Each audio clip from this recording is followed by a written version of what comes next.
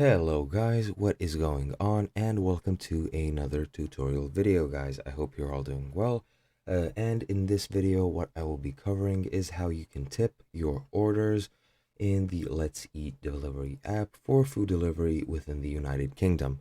Now, as you can see, I've already entered the application, and once you log in, enter the application, this is the menu that will pop up. Here you can find a lot of options. You can search for something at the top. You can select one of these pre-designated, let's say, classes, sort of, like search groups. Yeah, that fits best, I guess. And here there are topics with free delivery. You'll have a few suggestions here. And here you have a lot of restaurants. For example, let's say I want to choose La Parma Pizzeria. Click on that. And once you're here, uh, let's say you have to choose whatever food you want. Basically, let's say the special. Click any 3 times 15-inch American.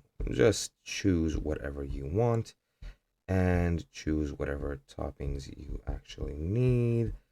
Choose whatever is required to actually add it to the order. And once you add it to the order, you can view your basket afterwards, as you can see in the bottom, and click on that, and you will see some other options, uh, some recommendations of things you could have picked up. But just go to checkout, click the big orange button, and you'll be here.